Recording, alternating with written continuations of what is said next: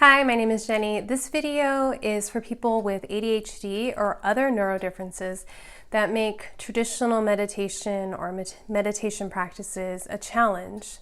And I have some tips to help you learn to meditate and find the right type of meditation for you. The most challenging part about meditation for anyone is stillness. And it could be the stillness of the body or the stillness of the mind or whatever. So what I'm going to do is give you some tools to help you figure out where you need movement and how you can use that to your advantage in meditation. So if you find that you are someone that is talking or making sounds, that it gives you maybe anxiety to be quiet, or it's not something you really feel comfortable doing, is having that absolute silence. Mantra and affirmation meditation is really great for you. And I'm going to give a bunch of different tools, and you can mix and match and combine them. I wanted to say that before. So mix and match, combine depending on the different things you need. So the first tool is mantra and affirmation. So for those of us who have a very busy mind and a very busy mouth, mantra and meditations are going to be the best for you. A mantra can be simply a word like love, and you just say it over and over again. Love, love, love. And you can say it loud, you can say it quiet, you can say it in your mind. It's a way of the repetition helps clear the mind and create a different kind of stillness than just silent meditation. But they work the same, and they're both going to help you reap the benefits of meditation. You can go and get like an actual mantra like Om Mani Padme Hum, which is a sacred mantra to Kuan Yin.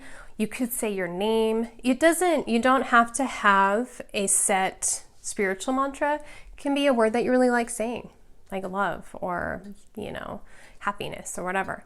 Affirmations are similar. You can pick an affirmation like I am brave, I am brave, I am brave. And you can say it. It can be fast. It doesn't have to be slow. You can play around with the rhythm. You can play around with how loud you get or how quiet you are. And do it for 5-10 minutes. Just really work yourself up. It's going to give you energy. It's going to clear your mind. It's going to feel good, right? So mantra and affirmation is really great for busy mind, busy mouth, right?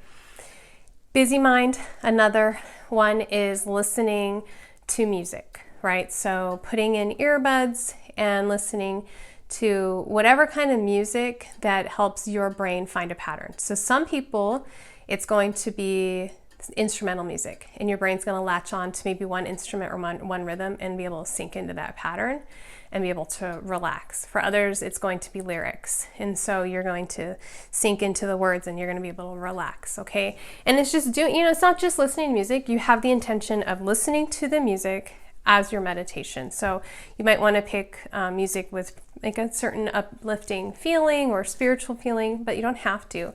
But it's changing the intention. So it's different than just listening to music, right? So that's busy in mind. Busy in body, there are lots of different options, right? So if you are busy in hands, this is called a prayer bead. You can also use a rosary from Catholicism. You can also make your own. And the idea is you hold one bead and rub it at a time, saying one mantra or a word. So if our mantra was love, love, love, love, love. So we're already combining things, right? Busy in mind, busy in fingers. Love, love, love. And you go all the way until there's always a bigger bead or a bead with this at the end, so you can really feel. You can also just do this and fidget with it, okay? It doesn't have to be the pattern, but some people's brains like the pattern, and that feels good to them, right? So having one of these, you can also make your own with pony beads, right? So just your basic little craft store pony beads. You can also take a longer piece of string and maybe put only 10 beads so you can slide. That feels good for a lot of people when they're trying to meditate, like they just slide. So this would be listening to maybe a guided meditation and being able to fidget with it or roll it, slide the beads, or listening to a mantra meditation or doing your own mantra meditation and touching each one of the beads. If you are busy in feet, taking a ball, like a children's ball, putting it under your sole of your foot and rolling. You can, and you don't want to do two because that can sometimes make you fall. So you'd sit in your chair, you put one ball. When I was a classroom teacher, this was common for our students to give them a squishy ball and let them roll it under the foot while they tried to sit at their desk to do like a test or something so that they could have the fidgeting, and then it's under the table so it's not as distracting for the other students, right? So just having this under your foot and listening to the guided meditation or whatever kind of meditation you prefer, and having your feet be busy. Maybe you have restless legs, or just you're fidgety in your legs especially. Maybe you're really fidgety, right? And that's okay. So you'd have the one under your foot and the one in your hand. Some people also like to doodle, and doodling is totally fine. You can have the meditation, you can have your eyes closed, and you're just kind of drawing and making sure that you're not on a surface where if your Sharpie goes off the table, you're gonna ruin your table, right? So you wanna be kind of contained. If you've ever seen this psychic, Tyler Henry, that's what he does, right? That's his way. It's a fidgeting that he does as a way of meditating and getting into his mediumship. So those are all options. Another option is called a walking meditation. And if you're interested in that, I really suggest looking up Thich Nhat Hanh.